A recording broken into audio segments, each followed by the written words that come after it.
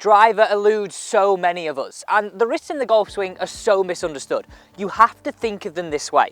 They're like the steering wheel. So get them right, you hit it further, reduce your curve, hit more fairways, stop it going right, stop it going left. You know exactly what I mean.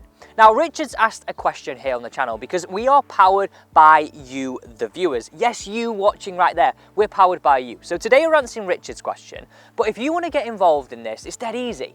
Subscribe, pop your comment and query down below, and you could be featured in another video here on the channel, because every single one of these is about you, yes, you watching right there, helping you play your best golf. Now, I'm also going to prove it with this video of how far I hit the golf ball with my launch monitor.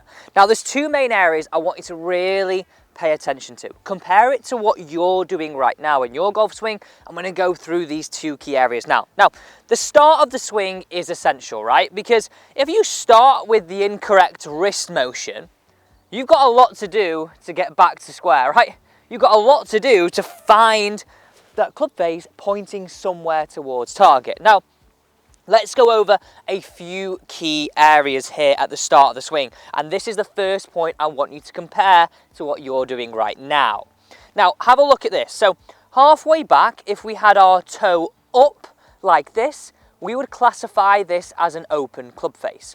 Now, have a look at my wrist angles here. If you come in close, that is what we would sort of see for an open club face. This sort of slight cupping of that left wrist.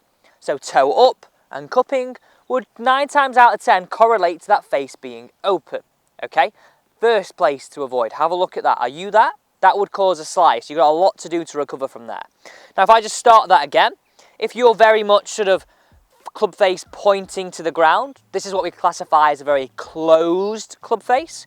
And then look at my glove there. Look at my glove. That's pointing down towards the ground. So that will be very, very closed. So what we want to achieve and what we're looking for in the golf swing is this. We're looking for a position where we find the golf club just here, like that. So you see my spine angle there. If we put a line on my spine angle, a line on the golf club, that is what we're looking for. And have a look at my left wrist. It's nice and flat. And to get this, let me just tell you a really quick way. You can achieve this really easily. And even if you think your takeaway is okay and it might be stage 2, use this, right? So when I see golfers become a little bit intermittent, miss it right, miss it left, their whole driver of their DNA of their swing starts with their wrists. I want you to think of your golf swing as very much a one-piece takeaway. We've heard the name bandied around, but this is essentially how you're going to do it. Hook, like this. Hook your right hand under your left. And all I want you to do is feel like this core moves the swing, right? So that's how it moved before. No core, let's say. I want you to feel that. Look how he gets the club in the perfect position.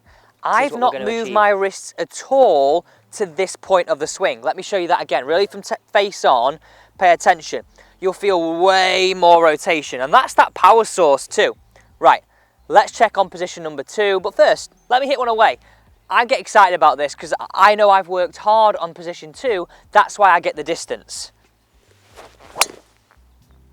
Oh, that was absolutely launched. I don't think it's any straighter than that. Whew.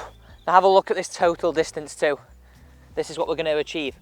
This is what we're going to achieve. Richard, you can achieve this. You can add 20 yards, you can add 15 yards. Not only Richard, you as well. All of you is watching this video right now, you can add distance by controlling these better. Okay, stage 2. Now also as a bonus part of this video, I'm going to show you just grip as well very quickly, because it's very important to have the correct grip to achieve the right wrist angles. Now, let's go top of the backswing. Point number 2, top of the backswing. Now, this is where so many of us go wrong. Really, just dial in now. Dial in the concentration to get this right, everybody. Here we go. I really want you to improve, so watch this. So, as we go to the top here, very important, where you start your downswing is pretty much from this position. Now, if you have a very cupped left wrist, that is this angle, this would correlate to a very open face. So you really have to save that downswing. Look at this from my face. We have to save that downswing on the way through. Now, how many times are we going to get that right? Right? Okay, let's go to top of the backswing again. If you're really bowed, this would be very closed club face. Now, a lot of top pros do this, but in reality, for most of us, we haven't got the body like John Ram to rotate crazy. So let's be realistic. what I want you to, again, compare this to what you do. Most people are cups, that first position. I want you to get there.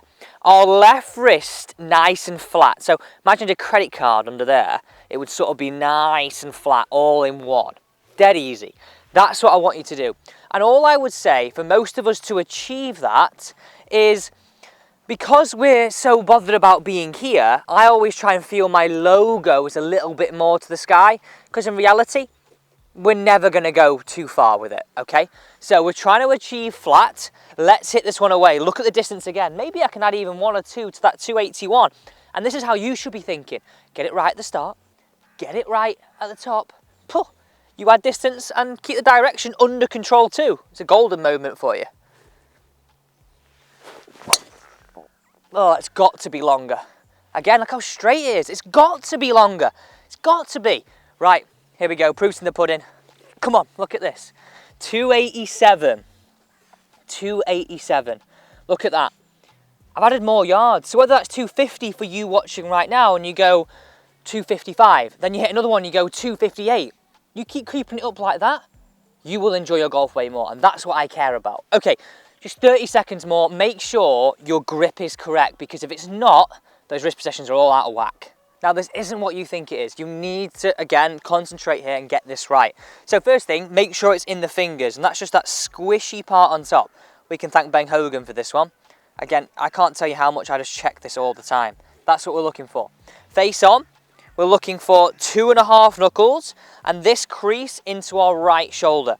Put your right hand on, again, I'm feeling as though that crease in here sort of goes over that thumb like this. And those crease between my forefinger and my thumb goes into my right shoulder. Dead easy, just check it, use those positions, add some yards. Thank you so much for watching.